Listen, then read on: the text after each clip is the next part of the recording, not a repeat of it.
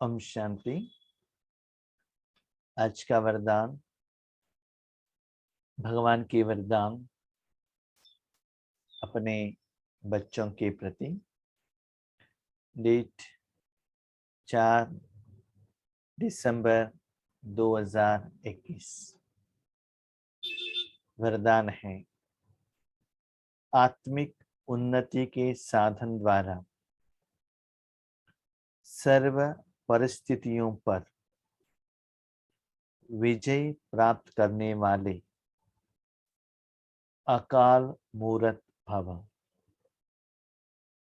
आत्मिक उन्नति के साधन द्वारा सर्व परिस्थितियों पर विजय प्राप्त करने वाले अकाल मूर्त भव।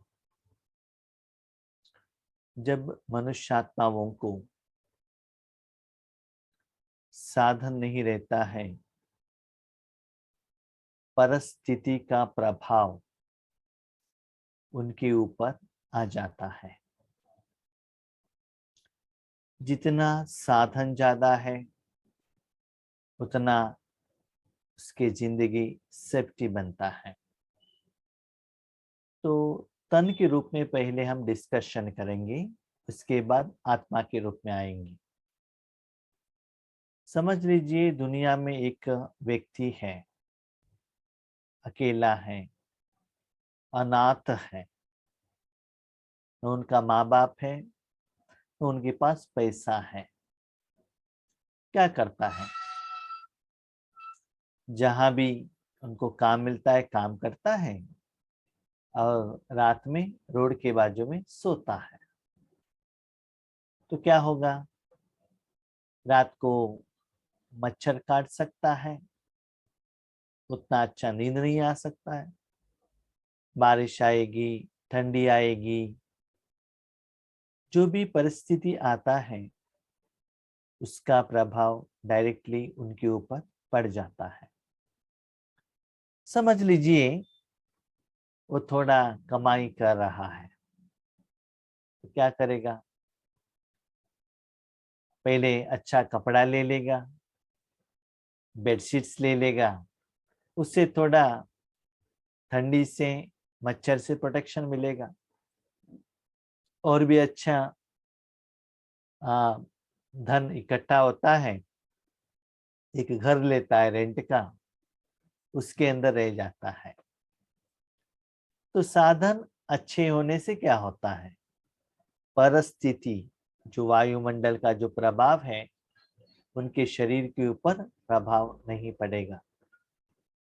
उसके बाद ड्यूटी में जाना है, पैसा थोड़ा ज्यादा हो गया तो साइकिल लेता है, उसके बाद टू व्हीलर, उसके बाद शादी कर लेता है, उसके बाद बच्चे पैदा होते हैं, कार लेता है। ऐसे व्यक्ति, वस्तु, साधन, पैसा ज्यादा इकट्ठा होता जाएगा तो परिस्थिति का प्रभाव उनके सामने कम आएगा। घर बहुत अच्छा है, घर में एसी भी है, तो क्या होगा? बाहर धूप हो, ठंडी हो, उसका असर नहीं आता है। कहाँ भी जाना है, घर में कार है, ऑटो वालों को और किसी को बुलाने का जरूरत नहीं रहता है। चाहे रात का 12 बजे हो, कभी भी हो, अपने व्हीकल में पेट्रोल डालो और ड्राइविंग करते चलते चलो। तो जितना साधन ज्यादा होता है उतना परिस्थिति का प्रभाव आपके ऊपर का जो परसेंटेज वो कम होता है। आपके पास बैंक बैलेंस है, जमा है, किसी का तबीयत ठीक नहीं है, हॉस्पिटल लेकर जाओ, एडमिट करो, ट्रीटमेंट दो, है ना? अभी हम क्या कर रहे हैं? तो शरीर के साधन के द्वारा परिस्थिति के ऊपर, शरीर के ऊपर जो दुनियावी जो प्रभाव है उसका प्रोटेक्शन ले रहे हैं। लेकिन ज्ञान में आने के बाद हमको ये भी समझ में आ रहा है, परिस्थिति सिर्फ शरीर को नहीं आता है, मन को भी आता है, आत्मा को भी आता है।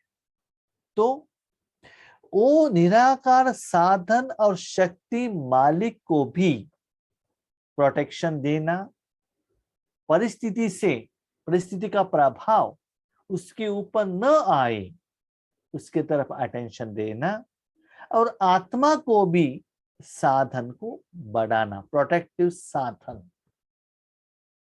ताकि परिस्थिति का प्रभाव कम हो। अकाल, अकाल माना जो काल आता है, खराब काल आता है, समय आता है, उसका प्रभाव न सूक्ष्म में न स्थूल में आ सके। तो आज बाबा हमको ये कहते हैं, बच्चे अभी तक शरीर के उन्नति के साधन द्वारा परिस्थितियों ऊपर विजय प्राप्त करने के लिए आप पुरुषार्थ प्रयत्न कर रहे थे, लेकिन अभी आत्मिक उन्नति के साधन, तो आत्मा का उन्नति का साधन क्या है? माँ, बाप, भाई, बहन, शक्ति, संबंधी, सब बाबा ही है। तो आत्मा के बाजू में भगवान को रखेंगे, निरंतर रखेंगे, तो क्या होगा? जो साधन आपको प्रोटेक्शन देगा। जैसे आप स्वेटर पहनकर जा रहे हो, कोल्ड आएगा, स्वेटर को लगेगा, अंदर आप सेफ।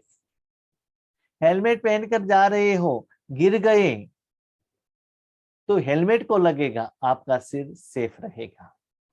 पाँव में स्लीपर है, मट्टी लगेगा, पत्थर लगेगा, लेकिन उस स्लीपर को लगेगा, आपका पाँव सेफ।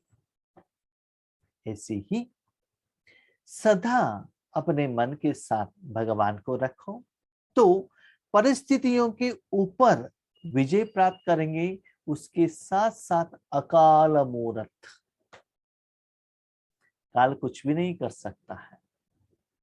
इसे देखिएगा, जब टेम्पल में मूर्ति रहता है, बाहर का कुछ भी सिचुएशन हो, मूर्ति का फेस में कुछ परिवर्तन आता है? भले टेम्पल गिर जाए, फिर भी मूर्ति गिरा हुआ है, फिर भी मूर्ति क्या है? एक ही जैसा, चेंज नहीं होता है। हाँ, उस मूर्ति को लोग कैसे देखते हैं? मूर्ति के रूप में ही देखते हैं ना, भगवान के साधन के रूप में ही देखता है ना। जो भले मूर्ति माना वो टेम्पल के अंदर में रहे, बाहर में रहे, शोकेस में रहे, कहाँ भी रहे, उनको वही भावना से देखते हैं, वही रिस्पेक्ट देते हैं। तो ऐसे ही बाबा कहते, बच्चे काल आत्मा या मन को न खाए, उसका प्रभाव आपके ऊपर न आए, तो आत्मिक उन्नति का साधन आपको अपनाना बहुत जरूरी है। और शरीर का उन्नति के लिए हम क्या कर रहे हैं? Sugar testing machine, BP testing machine, variety tablets, और गूगल, मोबाइल, और हमको समझ में आ गया कोरोना आ जाएगा तो 3-3 महीने के लिए ग्रोसरीज, और क्या है, दाल, और लिक्विड कैश। ऐसे समय हम क्या करते हैं? आगे वाले परिस्थिति के ऊपर विजय प्राप्त करने के लिए कुछ साधन इकट्ठे करते हैं ना। तो ऐसे ही आत्मिक उन्नति के लिए भी साधन को इकट्ठे करो। जैसे शरीर निर्वाह के लिए अनेक साधन अपनाते हो, ऐसे आत्मिक उन्नति के भी साधन अपनाओ। एक सीक्रेट है, शरीर की उन्नति के लिए अनेक साधन है, आत्मा की उन्नति के लिए एक ही साधन है। आत्मा के लिए जो भी है बाबा ही है, ठीक है। शरीर तबीयत ठीक नहीं है, डॉक्टर, बिल्डिंग बनाना है तो कारपेंटर। तो व्यक्ति भी अलग होगा, चीज भी अलग होगा, पैसा भी अलग होगा, साधन अलग होगा, ज्ञान अलग होगा, लेकिन आत्मा के लिए जो कुछ भी है, आत्मा को क्लीन करना है बाबा, विशेषता बनना है बाबा, विकार विनाश करना है बाबा, और खुशी चाहिए बाबा। आत्मा को जो कुछ भी चाहिए देने वाला कौन है? साधन समझो, संबंधी समझो, रिलेशन समझो, बाप समझो, टीचर समझो, जो भी समझो, मालिक समझो, एनर्जी समझो, पॉइंट ऑफ लाइट समझो, प्रकाश समझो, सागर, जो भी है। इतना सुंदर बात है, नो कंफ्यूजन। आत्मा के लिए जो भी चाहिए वहां जाकर बैठ जाओ, सारा समस्या का समाधान। इसलिए भगवान को कहते सर्वज्ञ। इसके साथ बाबा ये भी सीक्रेट कहते हैं, बच्चे जितना आत्मिक उन्नति का साधन अपनाते जाएंगे, शरीर का उन्नति का साधन भी आपके साथ जरूर आएगा। देख लीजिए, जब यज्ञ में, जब आदि में जो भी आत्माएं आई थे, उस समय यज्ञ में सारा साधन था क्या? आज देख लीजिए कितना साधन। हर दादियों को कार है, ड्राइवर है, ब्राह्मणिया है, इतना इंतजाम है। अभी तो माउंट आबू में एयरपोर्ट भी बन रहा है। आगे आगे ऐसा लगता है ब्रह्म कुमारियों के पास भी शायद हेलीकॉप्टर भी रहेगा और आगे आगे फ्लाइट भी रहेगा।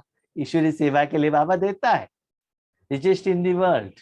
ठीक है, वो भी इंतजाम बाबा करेगा भविष्य में। लेकिन आत्मा के उन्नति का साधन अपनाते जाओ। इसके लिए सदा अकाल मूर्त स्थिति में स्थित होने का अभ्यास करो। अकाल माना आप अपना मन आत्मा या परमात्मा ही में ही रखो। शरीर के साधन को अपनाना, उसमें मन को लगाना, उसके ऊपर डिपेंड हो जाना कि मेरा बच्चा मुझे प्रोटेक्शन करेगा, भविष्य में जब मेरे बुढ़ापे में मेरा पैसे काम पर आएगा, और जो 2 वैक्सीनेशन मैंने लिया है वो मुझे ऐसे करेगा। ऐसा नहीं। क्या कहते हैं बाबा? अभी से रूहानी कमाई साधन जमा करते चलो। जो स्वयं को अकाल मूर्त आत्मा समझकर चलते हैं, वह अकाल मृत्यु से, अकाल से, सर्व समस्याओं से बच जाते हैं। अकाल मृत्यु माना एक्सीडेंट द्वारा मर जाते हैं, युद्ध में मर जाते हैं, माना अकाल मृत्यु माना किसको कहते हैं? एक आत्मा को एक शरीर में इतना हिसाब किताब चुकतू करना पड़ता है, चाहे पॉजिटिव चाहे नेगेटिव। जब उसके पहले आत्मा शरीर को त्याग करती है, भले आत्मघात द्वारा, मैंने कहा उसको आत्मघात नहीं कहते, जीवघात कहते हैं कि आत्मा का आप कुछ नहीं कर सकते। आत्मघात द्वारा या ऐसे अकाल मृत्यु, एक्सीडेंट से शरीर को त्याग कर दिया, युद्ध में त्याग कर दिया, नहीं तो क्या हो गया, बहुत बारिश आ गया, तो ऐसे नहीं होता है। माना जब आपको प्रोटेक्शन रहता है, सारा हिसाब किताब चुकतू होने के बाद ही आप शरीर को त्याग करते हैं। ऐसा नहीं उनको बीमारी ही नहीं आएगा, ऐसा नहीं है। माना वो शरीर त्याग करने के बाद नेक्स्ट शरीर को आधार लेते हैं। बीच में जो भूत प्रेतात्मा बनकर अकाउंट सेटलमेंट करने का जरूरत नहीं रहता है। तो बाबा कहते अकाल मृत्यु, अकाल। तो दुनिया में जो अलग अलग वैरायटी का जो दुख का सिचुएशन समय आता है, उसका प्रभाव भी उसके ऊपर नहीं पड़ेगा। आज कोरोना आ गया, नेक्स्ट डे बारिश आ गया, और एक दिन और कुछ आ गया, तो अलग अलग कारण से रात को कुछ घबराहट होने का, रात का समय में कुछ प्रॉब्लम होने का, कैसे कि कहते हैं हाँ उनको ही ना, जब अमावास का दिन नजदीक में आता है उनमें ऐसे सिम्टम्स दिखाई देता है। कहते हैं ना, माना जो भूत प्रेतात्माओं का प्रभाव अमावास के समय पर। तो बाबा कहता है वर्तमान समय में भी किसी की सुख ऐसे हो रहा है, इसका मतलब वो बाबा को साथ में नहीं रखा है। लौकिक में क्या करते हैं, कुछ लाइम उसको मंत्र बनाकर लेकर आते हैं, कुछ प्लेट लेकर आते हैं, कुछ गले में हार पहना के रखते हैं, कुछ फोटो रखते हैं, कोई मंत्र जपते हैं।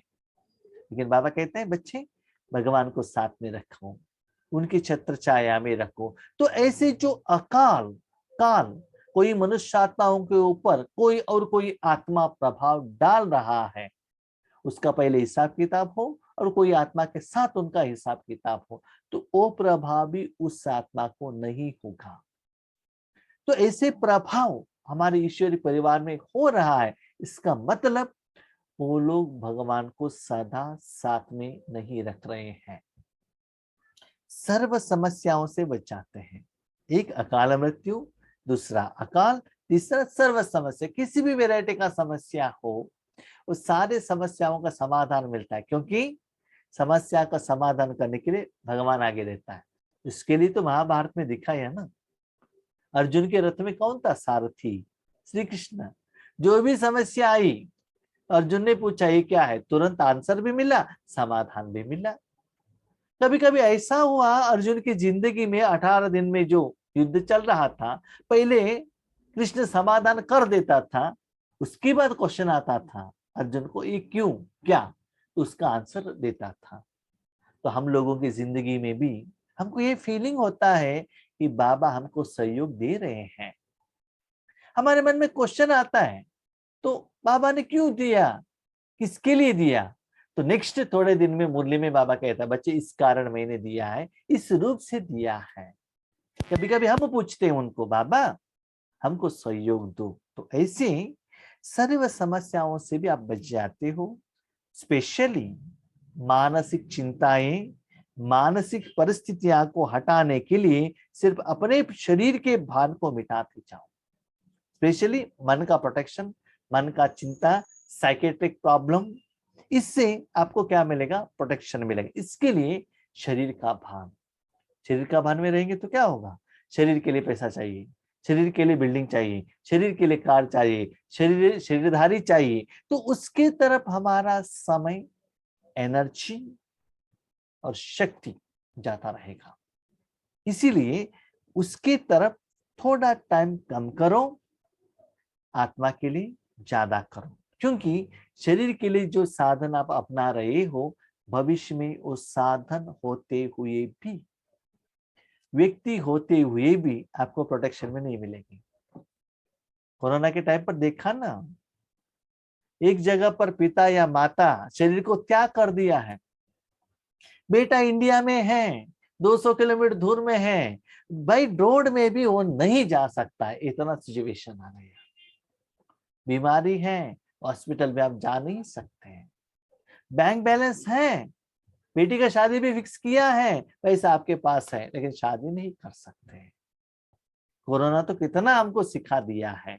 तो भविष्य में और भी ऐसे सिचुएशन आने वाला है, तो उस समय अभी जो आत्मिक साधन ही आपको वो सारे परिस्थितियों से विजय प्राप्त करने के लिए साधन होगा। तो जो समय के अनुसार जो काल होता है, काल को जो परिवर्तन होता है, काल माना क्या है, आज दुनिया में भय आ रहा है, नया कोई कोरोना का क्या है वेरिएंट आ रहा है, तो भय आ रहा है।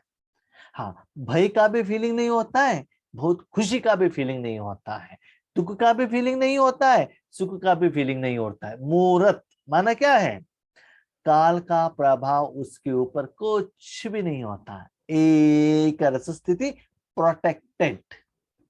फॉर एग्जाम्पल, एक मूर्ति को रोड के ऊपर गिराया है, कोई देखता है तो क्या करता है, मूर्ति को देखने से नमस्ते तो करता है ना। जो हिंदू है वो देवता का मूर्ति तो नमस्ते करता है, और एक ऑर्डिनरी पत्थर है तो क्या करेगा, उसके ऊपर पाँव रखकर चला जाएगा ना, जाएगा कि नहीं। एक बिल्डिंग गिर गया है, वो उसको उठाते उठाते एक मूर्ति मिल गया तो क्या करेगा, उसको वो एक सेपरेट भी रखेंगे ना, वो बाकी के सभी के जैसे फेंकेगा तो नहीं है ना, उतना रिस्पेक्ट तो देते हैं ना। तो बाबा कहते हैं बच्चे, सारे दुनिया का सिचुएशन कैसे भी हो, आपको उस भाव से, माना मैसेंजर ऑफ गॉड, उस रूप में भगवान भी देखेगा और ड्रामा भी देखेगी, और ड्रामा में रहने वाले दुनिया वाले भी उसी भाव से देखेंगे। तो वो काल का प्रभाव आपके ऊपर असर नहीं पड़ेगा।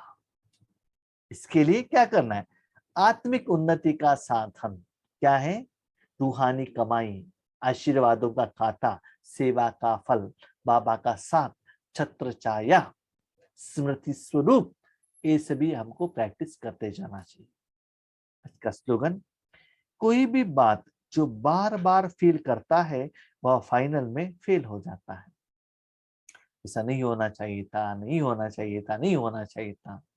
ज्यादातर माता ही सोचते हैं क्या, तो इनके साथ शादी नहीं होना चाहिए था, ऐसा बच्चे का जन्म नहीं होना चाहिए था, बाबा अब शादी होने के पहले क्यों नहीं मिले।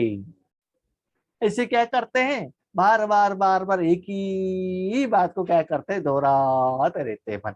तो क्या होता है, फाइनल में वही याद आता है।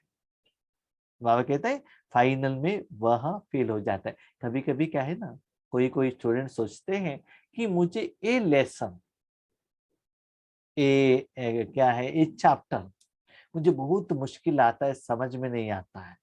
ठीक है, तो लास्ट पेपर में उस लेसन का कनेक्टेड ही क्वेश्चन मार्क का क्वेश्चन पेपर आ गया, क्वेश्चन आ गया तो क्या होगा, पसीना निकल जाएगा। इतना पसीना निकल जाएगा, बाकी का जो क्वेश्चन का आंसर भी दिमाग में नहीं आएगा, भूल जाएंगे ना। तो ऐसे ही बाबा कहते कोई भी एक बात जो हुआ, ड्रामा था, हिसाब किताब था, हो गया, ठीक है हो गया, उसके सॉल्यूशन के लिए क्या करना ये सोचो ना। वो बात बार बार बार बार दोहराते रहेंगे तो ठीक होगा, इनके साथ शादी नहीं करना चाहिए तो सोचेंगे तो वो वापस रिपीट ठीक हो जाएगा क्या, और किसी से शादी हो जाता है क्या, नहीं है ना। हो गया है, उनके साथ हिसाब किताब है, राज्य करो, और जो आपका नेगेटिव अकाउंट है उससे सेटलमेंट करो। हर एक समस्या का समाधान तो है ना। तो ऑलरेडी जो हो चुका है वो बात को लेकर, मन में लेकर बार बार बार बार फील करने से वही संस्कार आपके मन में स्ट्रांग हो जाएगा। जब स्ट्रांग हो जाएगा उसको मिटाना मुश्किल हो जाएगा। अंतिम समय में वही याद आएगा। फाइनल एग्जाम में अंतमति सुगति नहीं होगा।